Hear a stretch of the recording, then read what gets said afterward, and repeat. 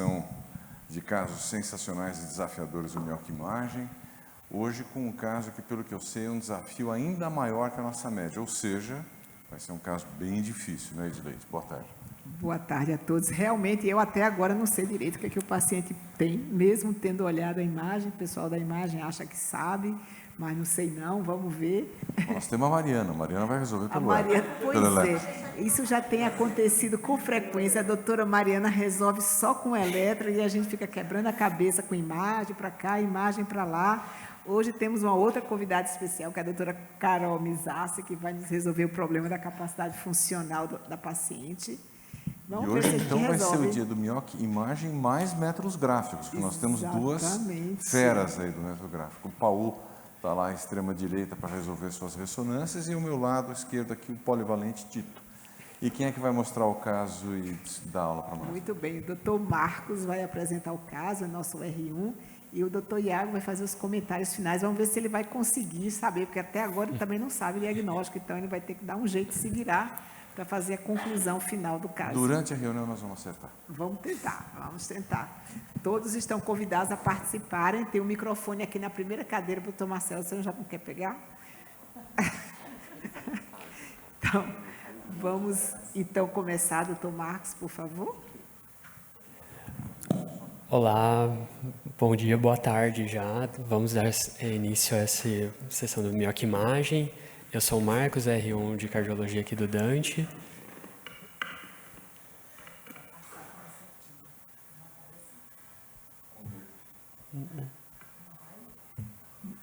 Não estamos conseguindo passar os slides. Então,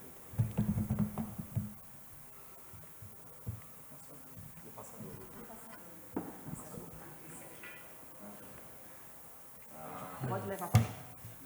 E tem a computadora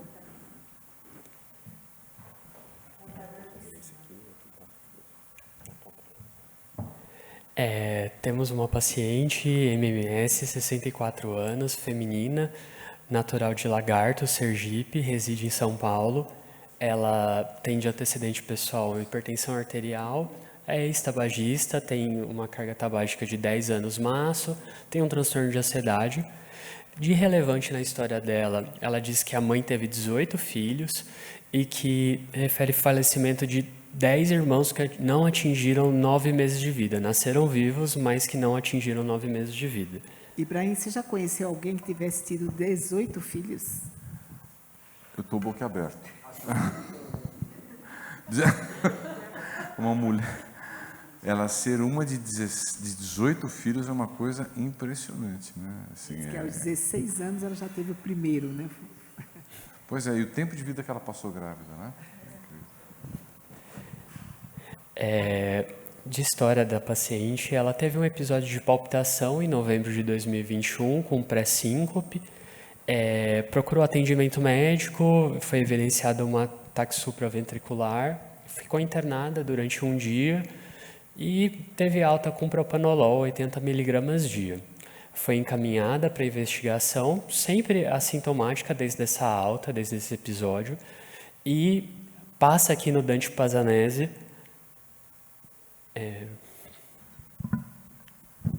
O quadro é tão misterioso que os slides sumiram. Se pudesse voltar. Ai. Passa no Dante Pazanese em abril de 2022, também assintomática, e do ambulatório do primeiro atendimento é encaminhada para eletrofisiologia.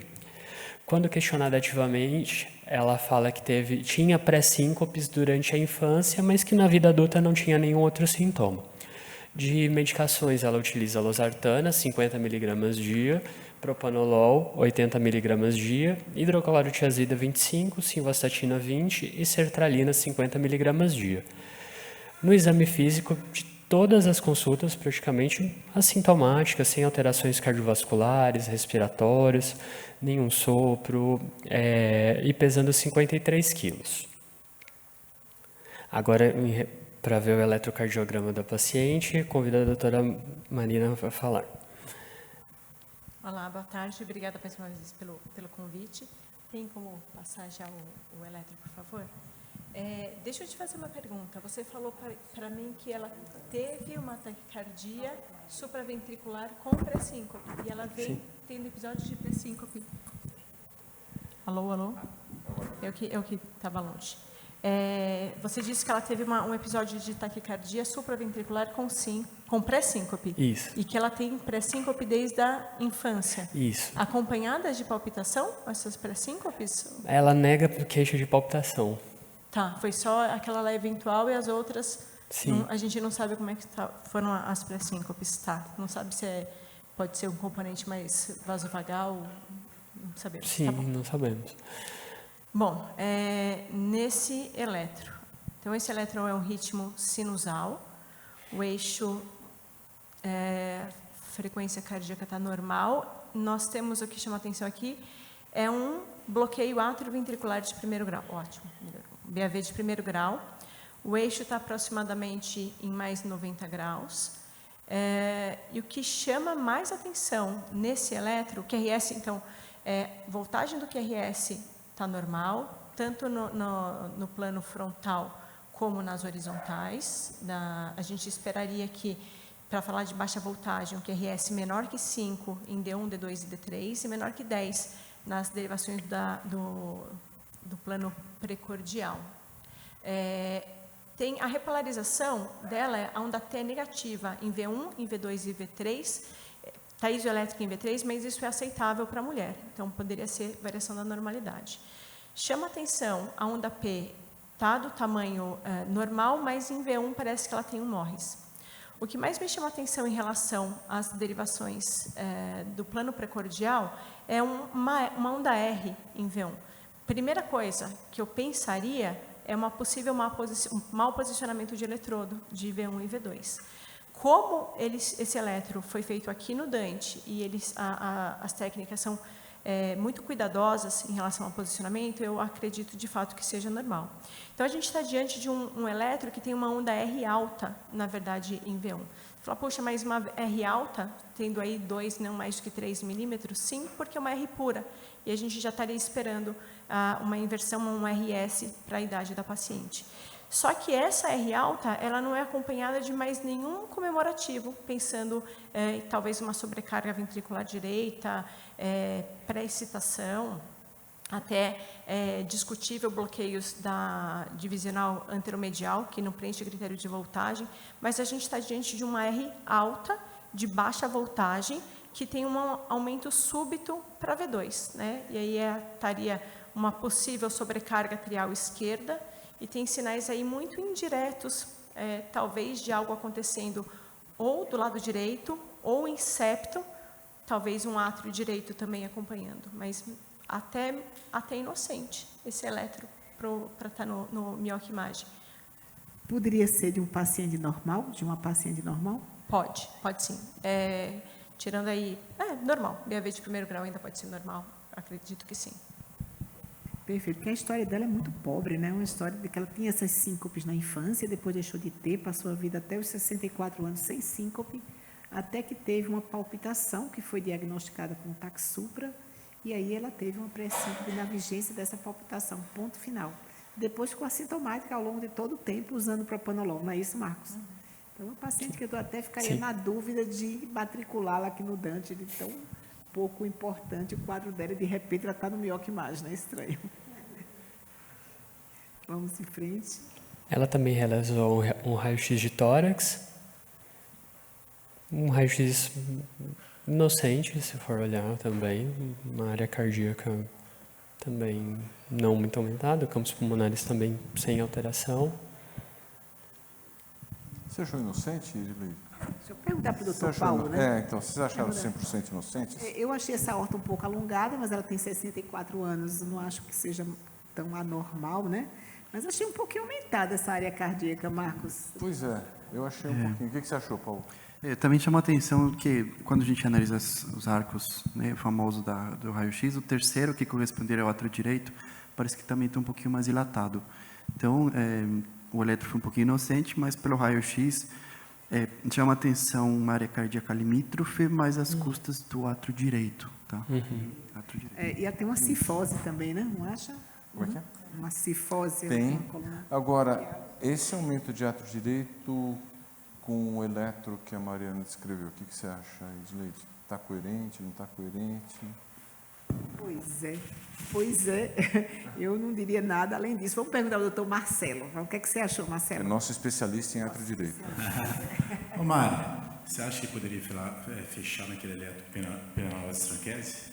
Sim, dá para pensar em penalose da tranquese porque teria um aumento abrupto, né? Tem até menos que 3 milímetros, menor que 5 milímetros e tem um ganho de pelo menos 3, 4 vezes de V1 para V2. Então, pelo menos nisso a gente poderia ser um sinal indireto de sobrecarga de ato direito.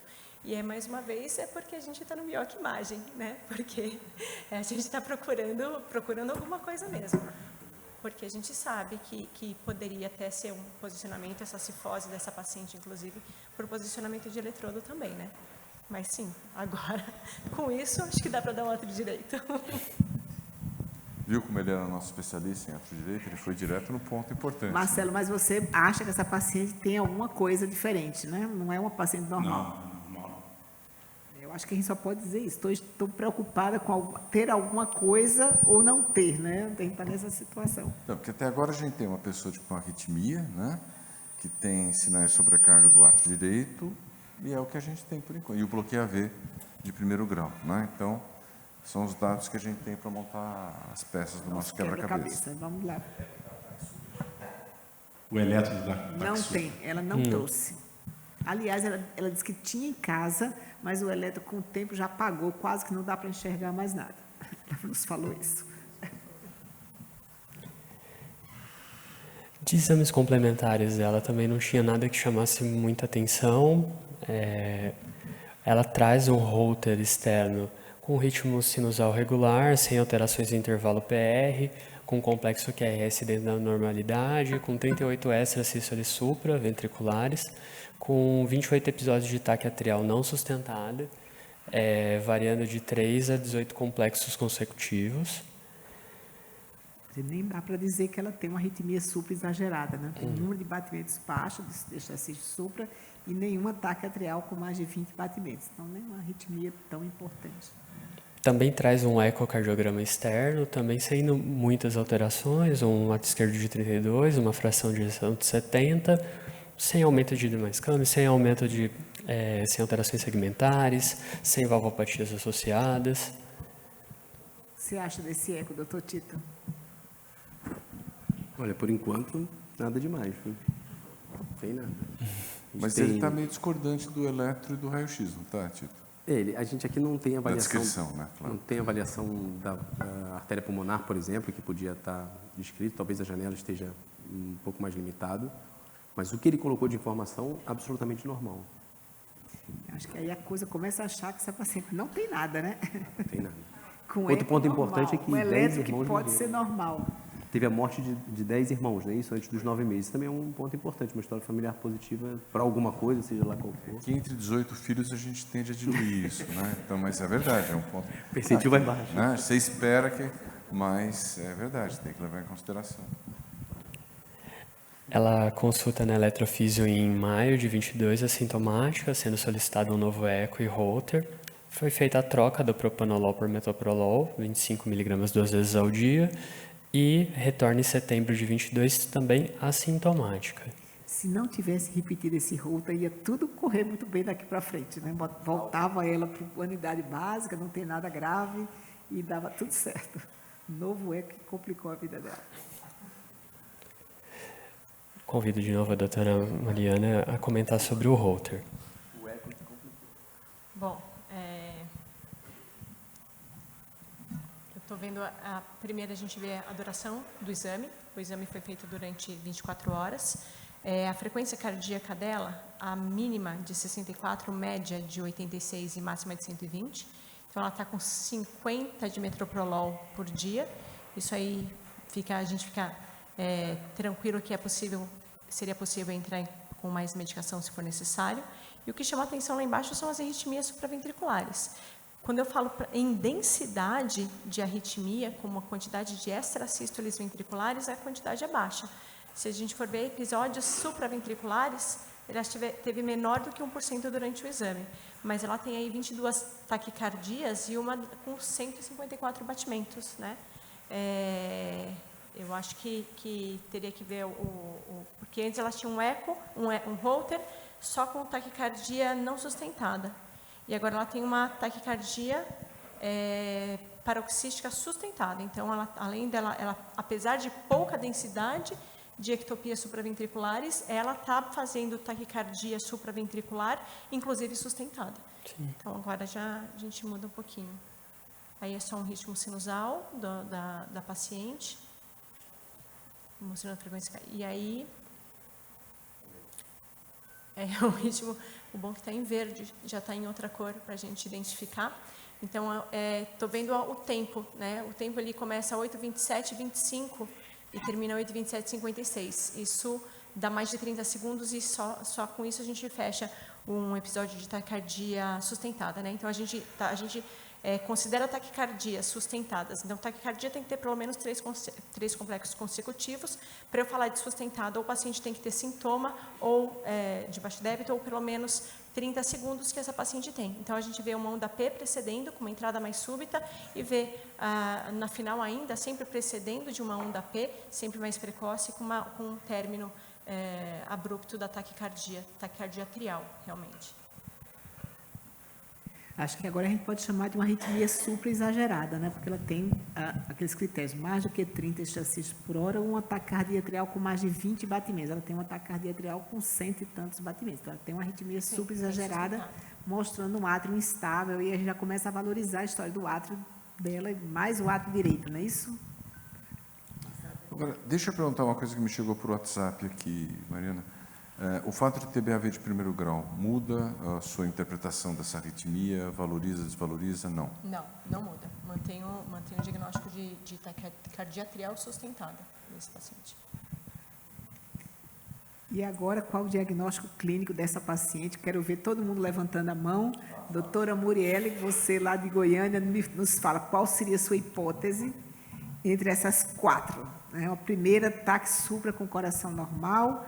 A segunda, uma hipertensão, que ela é hipertensa, com septo sigmoide, um prolapso de válvula mitral, uma displasia antiga displasia do VD, não seria aquela cardiomiopatia arritmogênica. O que você acha? Não é obrigatório acertar. Quem acha que é a primeira opção, levante a mão. Eu diria que é obrigatório não acertar. Quem acha que é um ataque supra com coração normal, levante a mão.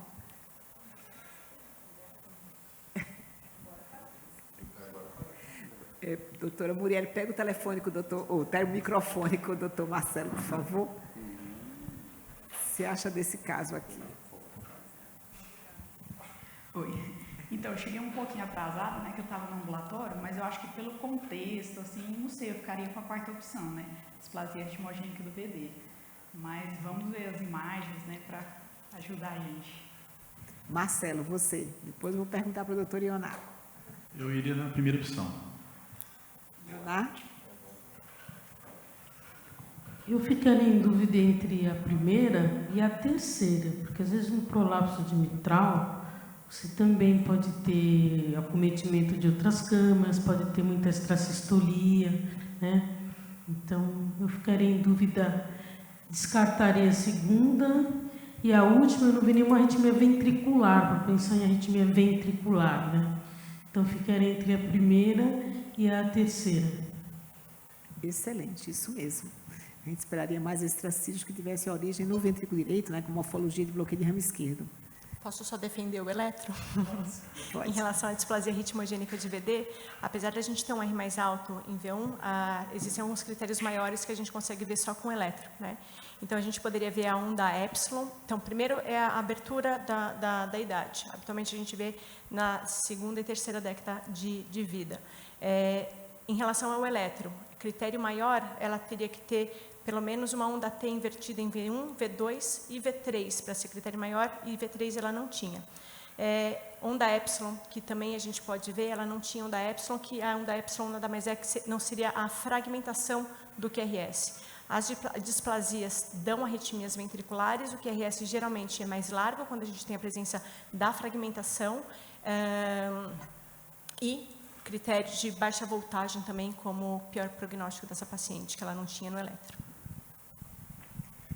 Perfeito, vamos em frente. Então, ganhou o ataque supra com coração normal, né? Vamos em frente. Dificilmente a gente traria esse caso para o mioquimagem, né? Vamos lá. Agora convido o Dr. Tito Agora, a comentar sobre o o eco ecocardiograma. da Mariana, mas o eco do Tito, Tava agora tudo. vamos resolver. A gente devia ter voltado a paciente para a unidade básica e dava tudo certo. Bom, primeiro eu queria dizer que eu concordo com a Ioná, viu? Talvez a primeira e a terceira fossem as principais até o momento, né?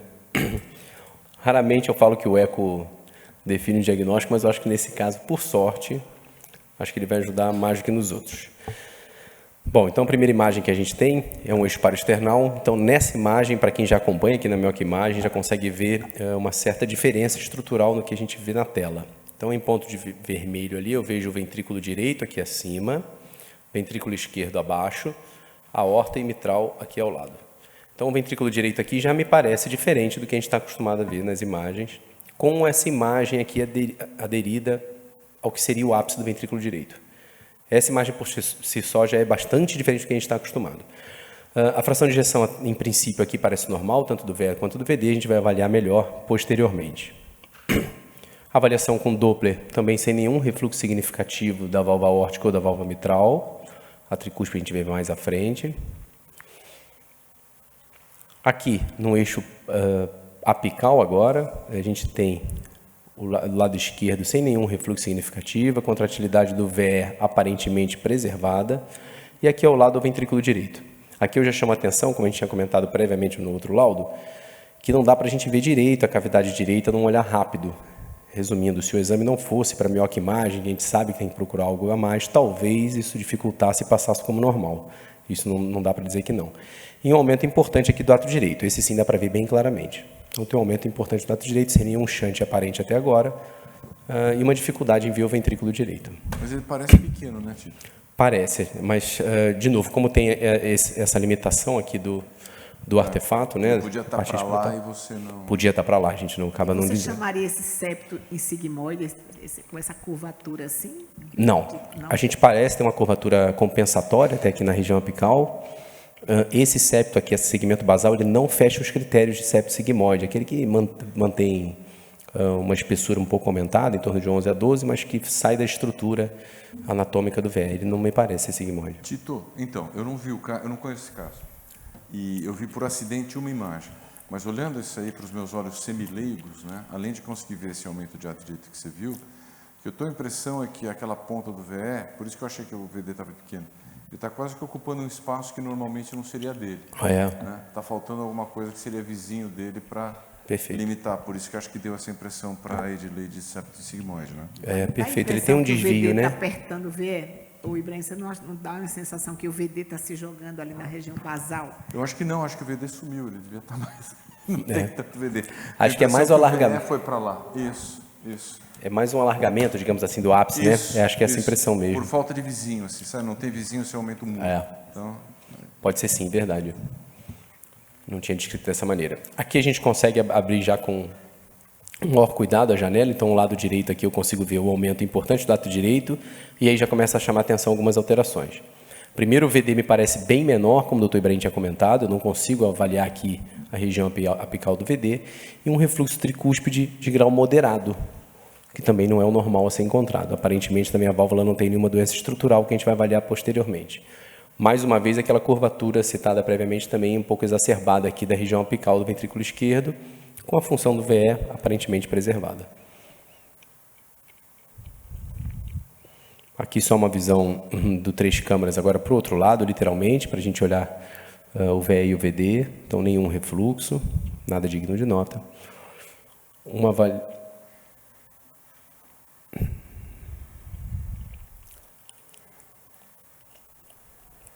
não está rodando esse aqui, mas esse aqui dá para a gente ver. Bom, avaliação do strain do ventrículo esquerdo, bastante alterado em relação ao septo. Então, você vê a olho nu, né? Literalmente, a gente não achava que tinha alteração segmentar, mas aqui na contratilidade da deformação miocárdica, a gente consegue ver uma alteração do septo, sim, relacionada ao ventrículo esquerdo. E, mais uma vez, o VD, para todo lugar que a gente olha, parece que tem uma cavidade reduzida, e eu não consigo ver a região apical desse ventrículo direito. Analisando agora o volume do átrio esquerdo e a fração de ejeção, que aparentemente eram normais. Eu também vejo um volume, daqui eu não estou conseguindo ver, mas uma fração de ejeção reduzida em 38%, lembrando que o normal é em torno de 45%. Então, o átrio esquerdo aparentemente estava normal, mas ele tem uma redução aí da fração de ejeção.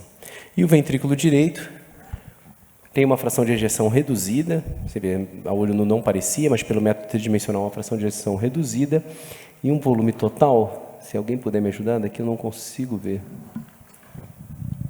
O diastólico final deu 19, o indexado deu 13. Isso, 19. O sistólico final deu 11 e o indexado deu 7. Então, volumes bem pequenos para uma avaliação tridimensional de uma janela não tão boa, mas bem razoável.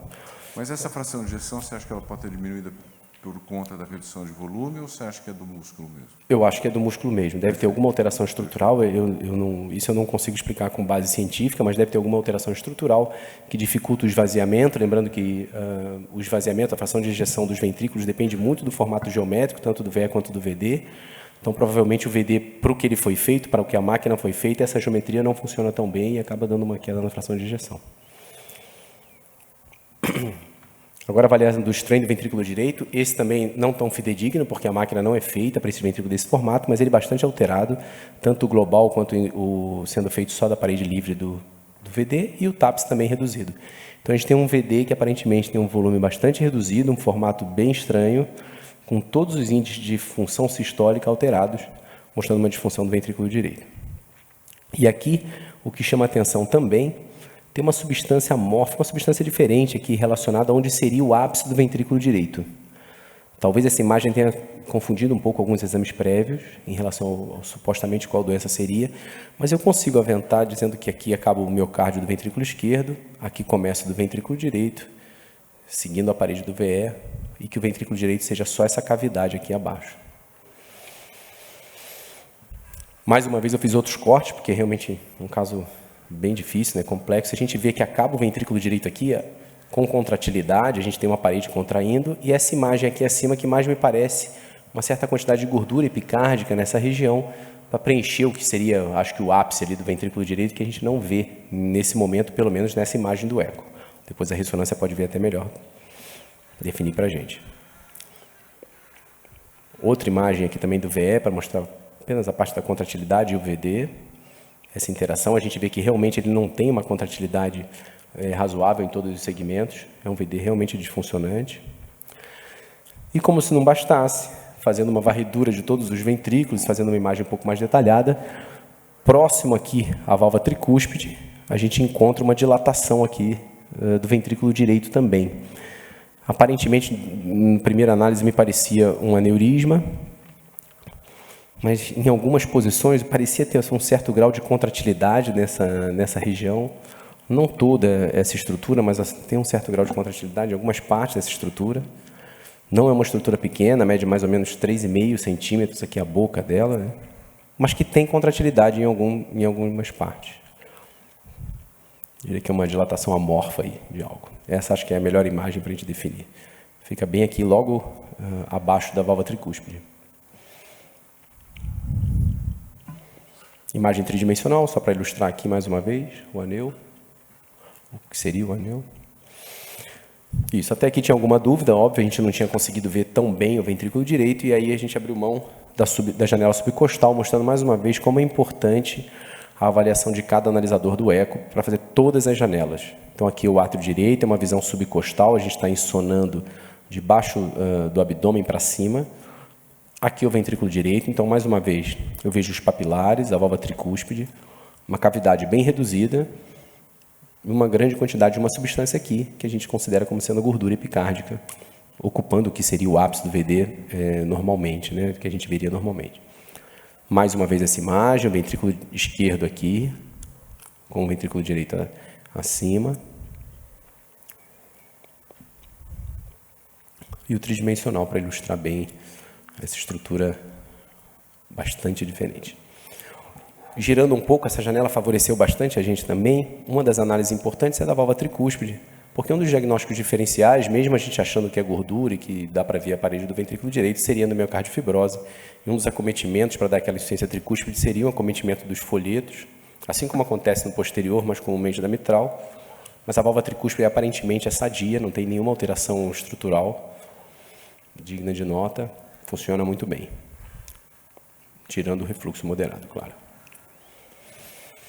Basicamente isso, chefe. Um exame bastante curioso, por acaso, bem complexo.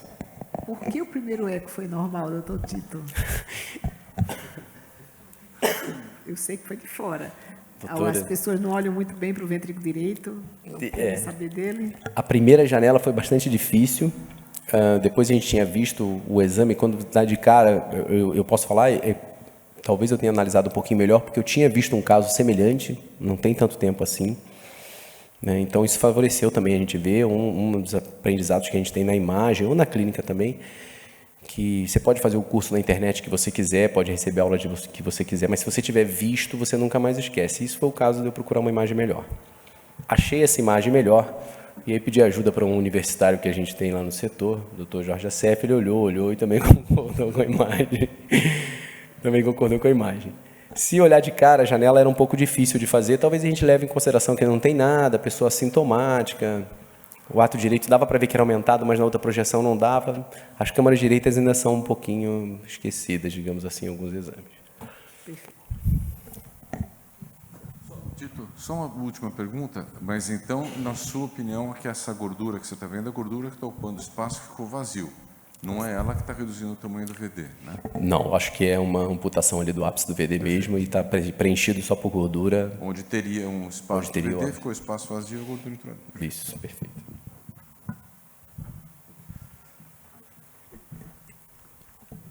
Então, resumindo o que o Dr. Tito falou, quando o pessoal da eletrofisiologia recebe esse ecocardiograma, ele vem com um VD, com uma imagem hiperecogênica em sua região apical, com aparente obliteração dessa, dilatação das porções basal e média do ventrículo direito, um aumento importante do átrio direito e um septo interatrial que foi feito aneurismático, mas que não tinha evidência de shunt, tanto ao Doppler ou manobra de Valsalva. E nas medidas chama muita atenção o aumento do átrio direito, de 34. Diante desses achados, tanto o Holter quanto o eco, foi aumentada a dose do metoprolol para 50 mg de 12 em 12, solicitada uma ressonância cardíaca e solicitado um teste cardiopulmonar. Eu acho que o teste cardiopulmonar queriam realmente ver se ela estava assintomática, né? Uma paciente com átrio direito tão grande, é estranho ela não ter sintoma nenhum, ela se dizia assintomática. Vamos ver se a Carol resolve. Você traz o apontador para a gente? Só um detalhe que eu esqueci de comentar. A cavidade é muito pequenininha, mas ela não tinha padrão restritivo no ventrículo direito. O átrio era muito grande, mas não tinha padrão restritivo. Isso é uma coisa importante também. Como a doutora Edileide falou, muitas vezes o paciente vem assintomático e, na verdade, se autolimita, né? Então, é uma forma objetiva de avaliar a capacidade funcional. E a gente vê que no cardiopulmonar, ele tem um HER que é máximo, acima de 1,10. O HER é a relação entre a produção e o consumo de oxigênio e gás carbônico. Em repouso é menor que 0,1, porque a gente não produz CO2. Conforme vai se exercitando, o CO2 aumenta, essa relação inverte. Então, foi um exame máximo. O VO2 máximo, abaixo de 80%, gera alguma restrição da capacidade funcional. Se a gente vê, ela não tem uma restrição da capacidade funcional. E aqui na figura, está um pouco ruim de passar aqui o point, não está me obedecendo, mas a gente vê o primeiro limiar, né, o ponto onde começa a aumentar o VO2, e o segundo limiar, onde começa a aumentar mais a produção do ácido lático. Quando esses limiares são muito precoces, isso é de pior prognóstico, pode denotar uma cardiopatia mais grave. E no dela, se a gente olhar aqui, 80% do predito no primeiro limiar e 93% do predito no segundo não são limiares precoces. Ou abaixo de 80% dela está normal. O T-meio é a capacidade da queda do VO2 pela metade na recuperação, quando acima de 90 segundos está aumentado, está discretamente, eu nem consideraria tão importante isso. E o pulso de oxigênio acima de 80% também normal. Né? Aqui é só mostrando a curva do pulso de oxigênio, que reflete o volume sistólico em cada batimento durante o esforço. Se você tem isso em platô ou em queda, denota uma disfunção sistólica. Mas veja, o que chama atenção. Quando a VT, o que é isso daqui? Isso mostra a relação perfusão, espaço morto, que durante o esforço o normal é cair. Então, você tem uma diminuição de espaço morto. Quando isso não cai, denota alguma coisa pulmonar. A reserva ventilatória diminuída, abaixo de 20%, excluindo atletas, né, ela andou 4 minutos, 4 km por hora só, denota também alguma coisa pulmonar. E quando a gente vê muito INC com fração de ejeção preservada, tudo normal, mas com essa alteração aqui do VT, que reflete, às vezes, um aumento da pressão diastólica do ventrículo com repercussão na pressão do capilar pulmonar. Então, a única alteração do teste que baseado na história até agora, que chama atenção, é a reserva ventilatória diminuída e a curva VD-VT anormal. O resto, sem restrição da capacidade funcional, a paciente não estava mentindo, ela realmente estava assintomática. Obrigada. É uma assintomática real, né, Carol? É uma assintomática real essa paciente. Exato.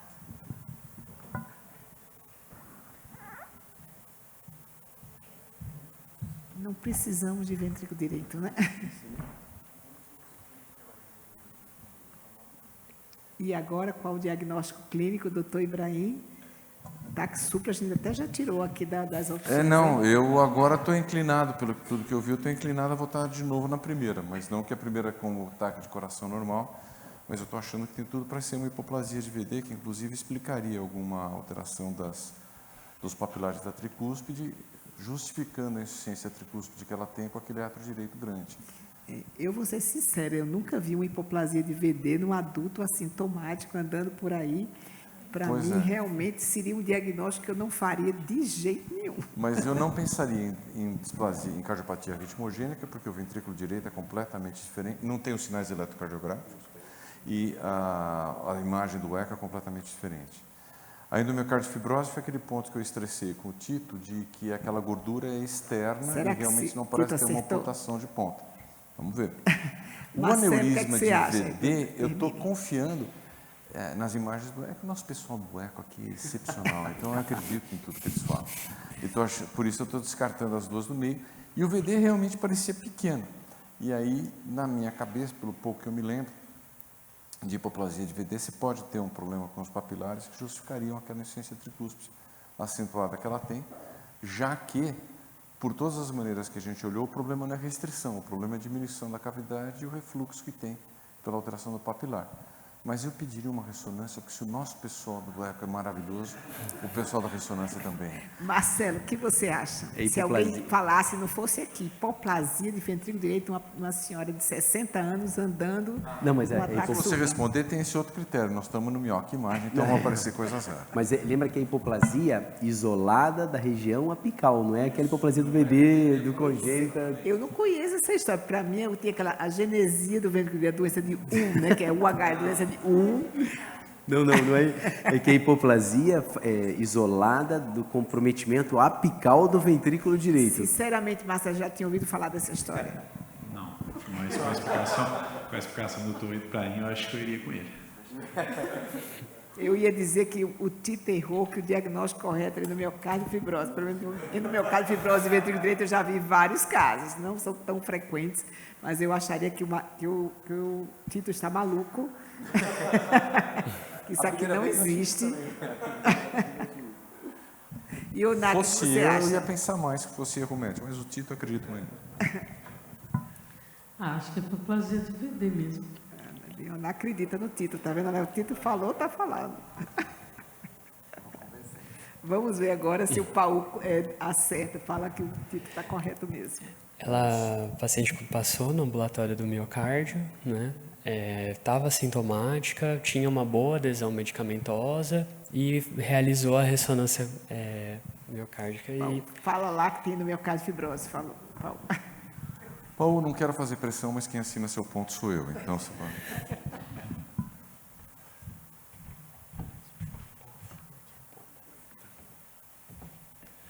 Bom, boa tarde com todos, como sempre uma grande responsabilidade aqui, depois de brilhantes apresentações. E bom, estamos diante de um caso bem interessante, embora pouco sintomático, tá? Então a gente já percebe nas imagens iniciais que o acometimento do átrio direito é o que mais chama atenção, mas também esse ventrículo direito não tem um volume que a gente está acostumado. Então, só para começar falando aqui, a caracterização tecidual da ressonância não só é no realce. A caracterização tecidual começa já nas imagens iniciais, imagens de cine.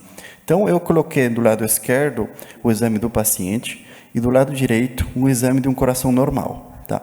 Então, o ventrículo direito, descrito já por Lelehay algum tempo atrás, ele tenta dividir em 3 partes, né, que é a via de entrada, né, onde o aparelho tricuspídeo, a porção apical, que é responsável por dar esse formato que vocês veem aqui,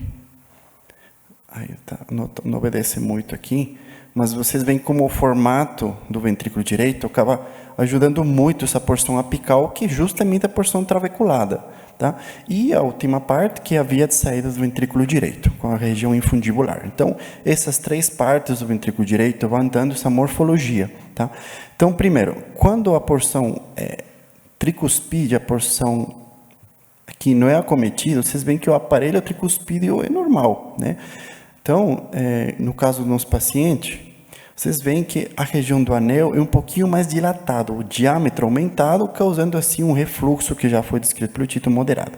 Agora, o que chama a atenção é que esse volume no ventrículo direito não foi acomodado na porção apical. Ele provavelmente foi acomodado na parede lateral, onde ele tinha como aumentar de tamanho, né? Porque na porção apical não tinha como, então um volume diastólico tinha que ficar em algum canto, e corroborando ainda mais com o quadro clínico, né? Um paciente assintomático. Vejam o aumento importante do átrio direito, tá? E esse movimento aqui aneurismático do septo interatrial, que vocês percebem aqui. Quer dizer, Paulo, pela vou voltar, desculpa. Paulo, não, pode continuar. Uhum. Pela ressonância, então, você esperaria que o volume medido fosse maior que o volume medido pelo eco, o volume diastólico final do VD. Então, como a quantificação por de esse volume... segmento aí que a gente não viu tão bem pelo eco, como a gente está vendo na ressonância. Né? Exatamente. Então, no caso da ressonância, especificamente desse exame, embora a gente tenha uma capacidade de observar bem o ventrículo direito, o exame ficou de ótima qualidade e a varredura conseguiu atingir e quantificar que os volumes, eu vou falar dos volumes depois, não foram tão diferentes, que são muito condizentes com o quadro clínico do paciente. E vejam agora, só voltando aqui, na porção apical que já foi comentado, nossa, que difícil, a gordura. Então, aquilo que a gente estava vendo lá é simplesmente uma gordura epipericárdica preenchendo o espaço onde não tem a porção apical ou porção trabeculada do ventrículo direito. Então, o lateral direito, só para vocês verem o contraste do exame. Agora, quando a gente analisa o eixo curto do paciente, percebam que nos cortes superiores, que vem uma varredura da porção apical até a porção basal, na porção apical, primeiro quem aparece é o ventrículo esquerdo, o ventrículo direito nem aparece ainda. Nos próximos cortes, o ventrículo direito começa a aparecer, e nas porções basais, a gente percebe que esse volume do ventrículo direito fica restrito na parede lateral, que é onde tem menos complacência, que vocês observam. Agora, quando a gente observa um ventrículo direito de cavidades reduzidas, a gente tem que pensar na primeira hipótese, né? Será que tem uma estenose da tricúspide? Então, a gente já tem dados clínicos, tem dados até de evolução do paciente. Ninguém vive com estenose tricúspide até mais de tanto tempo, ficar oligoassintomático. Então, esse não foi o problema, uma cavidade reduzida. Será que tem uma anomalia de Epstein? Será que tem uma endomiocardifibrose? Então, esse é o papel da ressonância, justamente esclarecer essa análise que a gente faz, né?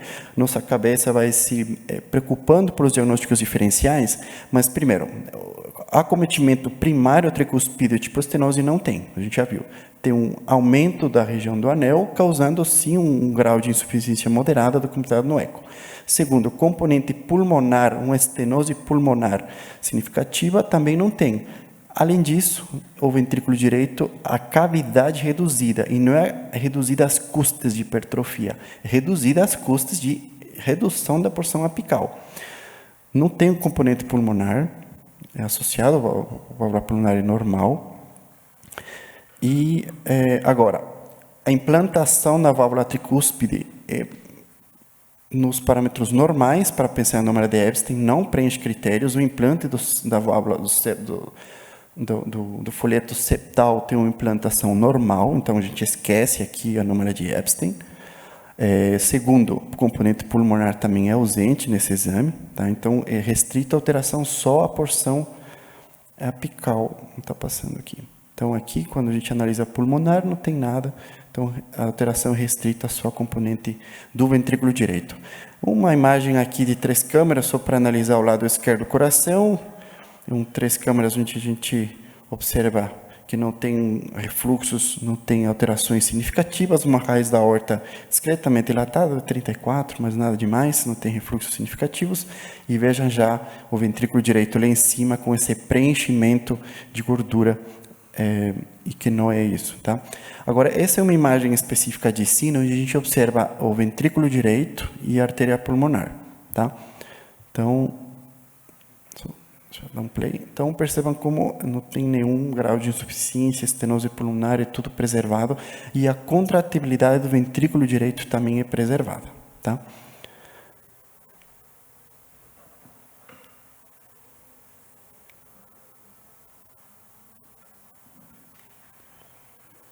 Bom, então, a análise dos volumes, como eu tinha falado, a quantificação de fração de ejeção foi normal dos ambos ventrículos, são dos ventrículos, e vejam só como o stroke volume, diferença de volume sistólico do ventrículo esquerdo e do ventrículo direito foram muito próximos, o qual isso é muito condizente com o quadro clínico, tá? Embora não tenha a porção apical, acabou ficando esse volume na parede lateral do ventrículo esquerdo. Agora, quando a gente pensa em endomiocardiofibrose e outras doenças, a análise de perfusão acaba sendo muito interessante.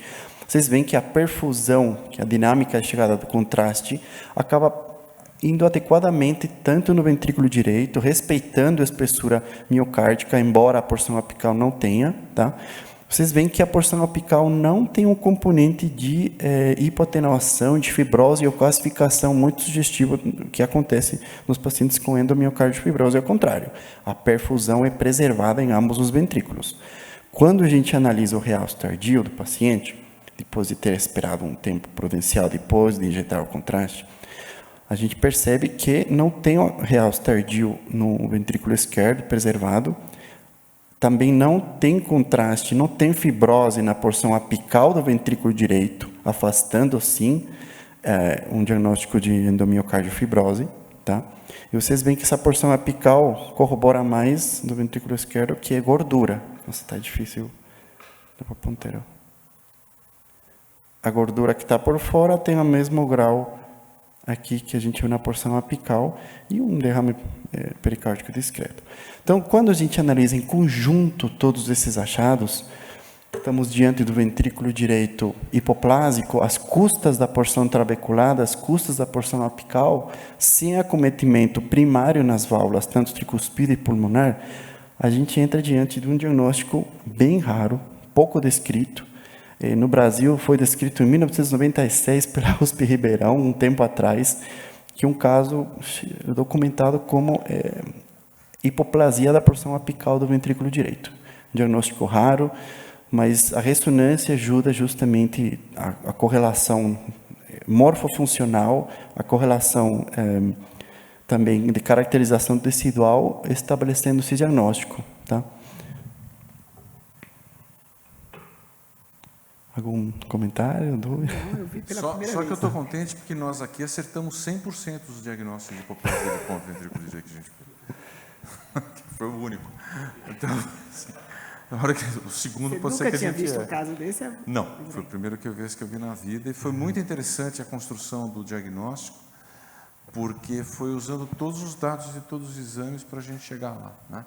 Ventrículo esquerdo normal, com essa capacidade funcional boa que ela tem, descartar a displasia congênita do ventrículo direito. E acho que a diferença que tem de volume é isso, a gente conseguiu olhar ali. Uma coisa que eu sempre implico quando a gente olha o ventrículo direito é que todos os métodos de imagem, principalmente ressonância, costumam avaliar a contração do ventrículo direito só no eixo curto, né? Só que a variação de volume do ventrículo direito ela é muito mais antero-posterior, pela maneira que todo mundo lembra, o coração é um músculo só enrolado nele mesmo, né? Ele dá aquela dobra do VE e quando ele vai para o VD, ele dobra para frente. Então, ele encurta muito mais nesse sentido do que nesse, que é como a gente vê no eixo curto.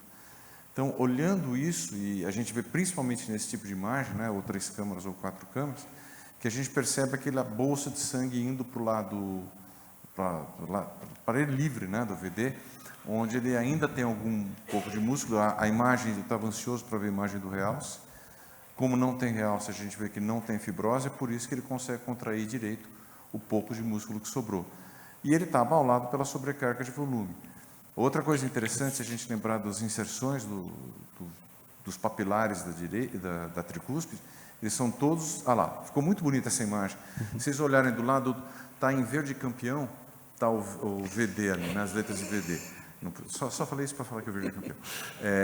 Se vocês olharem, tem os papilares da tricúspide, olha como eles são fininhos e estão em posições diferentes do que eles costumam estar, né? Tipo, geralmente eles são muito mais próximos e centrais.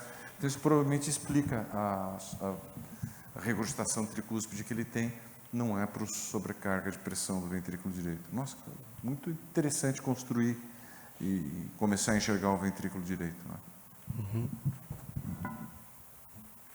Eu convenci, doutora Edileide? Perfeitamente, doutor Paulo.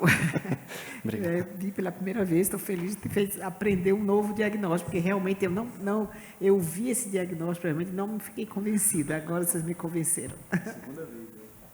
Assusta, né? A primeira vez que a gente olha, como o exame que foi na ressonância, como é o exame que você programa o corte, às vezes programou errado, aconteceu algum shortcut ali. Refaz o corte e não aparece o ápice do VD, e você vai procurando, é um pouco mais difícil. E agora o que fazer, né? Essa é uma pergunta que eu pergunto a vocês. Eu nunca vi, não sei como conduzir esse paciente, não. É interessante que ninguém pode falar, na minha experiência, faz isso aqui. Eu acho que, na verdade, esse paciente se adaptou à ausência da ponta, né? Ele ampliou a região basal e, na verdade, talvez a complacência aumentou por conta dessa dilatação na região basal e ele ficou hemodinamicamente muito bem. Não deveria ter a dilatação do átrio, mas a dilatação do átrio pode ser consequente à regurgitação tricúspide, muito menos aumento de pressão dentro do ventrículo direito, né? Eu acho que o que fazer passa meio por aí, como ele vai responder em relação a como é que vai evoluir essa arritmia dele, como é que vão ser... Acompanhar de perto para a gente ver como é que vai ser o comportamento desse átrio direito. Está muito bem, na verdade, ao longo por do enquanto, tempo. acho que manteria assim. E a Carol mostrou que o paciente está realmente funcionalmente muito bem, né? Pois é.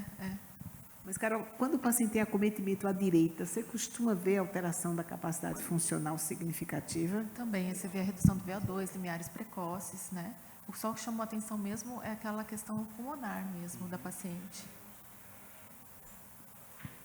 Muito bem. Alguém quer fazer algum comentário? Marcelo. Eu queria fazer um comentário. Sim. Aqui. Assim, como acaba sendo uma doença muito rara, a gente faz uma análise retrospectiva daquilo que já foi descrito, porque é uma coisa que obriga a gente, por isso que a gente tem que aprender cada dia. Então, o espectro de apresentação varia demais, né? Já a idade do paciente, o quadro clínico muito arrastado, justamente isso, casos que têm um quadro de apresentação pior, que tem não consegue ficar o volume no ventrículo direito, acabam sendo muito mais sintomáticos, sendo até motivos de apresentação de cardiopatias cianóticas, né? Porque não tem um volume pulmonar, não tem como ter um CIA presente. Então, nesse caso, o acometimento tão leve que o paciente teve, justamente foi que o espectro de apresentação dele foi muito mais isolado, foi mais tranquilo.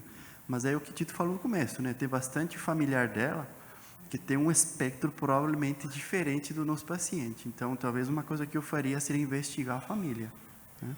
Porque a gente, embora os casos foram descritos poucos, né? Mas a gente descreveu que tem um componente familiar importante também. Acho que o estudo genético também é muito bem.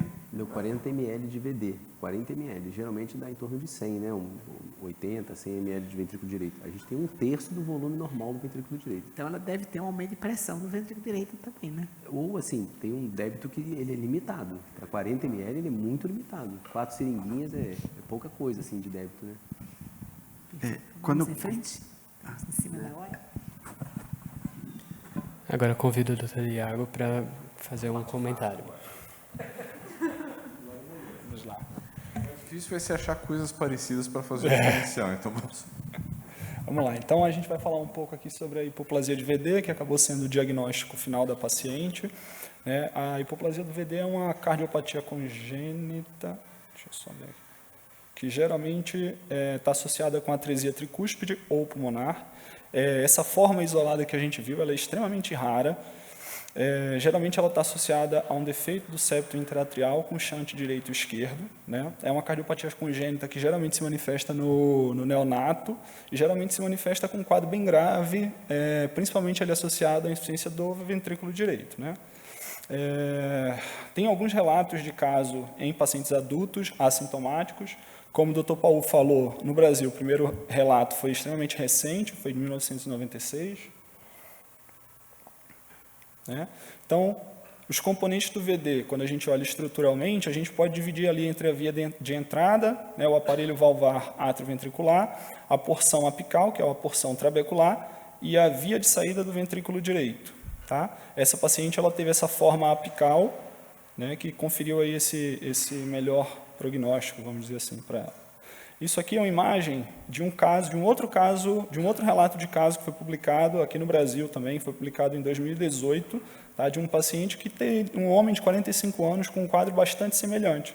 Tá, também uma forma apical dessa hipoplasia do ventrículo direito e que também tinha um quadro oligosintomático que se manifestava principalmente com arritmias atriais. Tá? Eu trouxe esse caso porque foi bem parecido aí com o que a gente apresentou. Tá? Bem, trouxe 2 diagnósticos diferenciais para esse quadro, que já foram discutidos aqui, que são a cardiomiopatia arritmogênica e a endomiocardifibrose. A ideia vai ser tecer alguns comentários gerais aqui, só para a gente sair com uma ideia geral desses temas. Tá? Então, a cardiomiopatia arritmogênica é uma doença genética em que você tem um defeito na produção das proteínas de ancoragem, das proteínas ali que compõem os discos intercalares, tá? Principalmente os desmossomos e os gap junctions. E isso confere uma característica a essa doença, de um prognóstico muito ruim por conta de uma perda ali do acoplamento eletromecânico e também porque essas proteínas de adesão elas também regulam vias de apoptose nos cardiomiócitos, que acaba estimulando a morte dessas células e o preenchimento dessas células, desse espaço por tecido fibroadiposo. Tá? Isso aqui é uma imagem de histopatologia, né, que mostra exatamente essa característica que eu falei, esse infiltrado fibroadiposo no meio do músculo cardíaco. Esse acometimento, né, ele pode acometer tanto o ventrículo esquerdo quanto o ventrículo direito, e ele acomete principalmente essa porção subepicárdica muscular. Essa doença antigamente era conhecida como cardiomiopatia arritmogênica do ventrículo direito, mas hoje em dia a gente sabe que em 50% dos casos existe uma sobreposição de acometimento entre o VD e o VE, e é mais raro, mas existe a forma pura que acomete apenas o ventrículo esquerdo. Tá? Isso aqui foi uma imagem de ressonância exatamente para mostrar esse acometimento. Deixa eu ver aqui se eu consigo. Esse acometimento subepicárdico aqui. Tá? Essa deposição fibroadiposa nessa porção subepicárdica do músculo. Tá? Próxima doença, endomiocardifibrose. A endomiocardifibrose foi uma doença que foi descrita em Uganda, também tem uma descrição relativamente recente, ali no final da década de 40. Tá? Esse daqui é uma representação da distribuição mundial da endomiocardifibrose. Ainda é uma doença subdiagnosticada, mas o que se tem de diagnóstico mostra que essa doença ela tem uma prevalência muito maior nessa região aqui, onde está em vermelho, que é exatamente Uganda. Tem um acometimento um pouco maior aqui nessa região aqui da África e aqui no Brasil, tá? E um acometimento também no Brasil, nessa região e principalmente nessa parte aqui da África. Mas existe relatos de casos aqui em quase todos os continentes, tá? Bem, aqui é só para ilustrar rapidamente aqui o que acontece nessa condição. Então, a endomiocardiofibrose, a fisiopatologia dela ainda é mal compreendida, né? A gente sabe que ela se manifesta em 3 fases. Numa fase inicial, ela gera um processo inflamatório que acomete principalmente o ápice, né? O ápice cardíaco, tanto do ventrículo direito quanto do ventrículo esquerdo. Esse processo inflamatório crônico leva a uma proliferação a áreas de cicatriz e fibrose, com um aumento da espessura dessa região, tá? Gerando também um componente aqui de restrição nesses pacientes. Tá? E aqui uma imagem em que eu trouxe, que foram dois casos que eu encontrei, um com um acometimento principalmente aqui do ventrículo direito, e o outro aqui com um acometimento principalmente do ventrículo esquerdo, exatamente para mostrar que é uma doença que pode acometer qualquer um dos ventrículos. No Brasil, a forma que acomete o ventrículo esquerdo é a forma mais comum. Tá? No caso da nossa paciente, foi um acometimento à direita, mas o mais comum é à esquerda mesmo. Só complementando que, no caso do nosso paciente, a diminuição na cavidade do lado direito não era as custas de fibrose da porção apical, é as custas de agenesia mesmo. Tá? Sim. Mas a imagem parecia bem com esse caso aqui de VD, né? Que é o que a gente vê que a porção apical tem mais músculo, né? No caso do nosso paciente não tem. E aqui não tem nem a curvatura compensatória, né? Do lado que esse não entrou. É respeito o limite dele, né? Bem, ok. Era isso, gente. Boa tarde. Como sempre, o pessoal brilhou tanto na apresentação do caso como no resumo. Acho que é um caso que ensinou muito para nós e lembra como a gente tem que pensar diferente, né? Principalmente quando o ventrículo direito e o ventrículo esquerdo, disposição das fibras, como é que as coisas se inserem. Acho que aprendemos todos muito, eu pelo menos aprendi demais, e tomara que a gente fique alerta.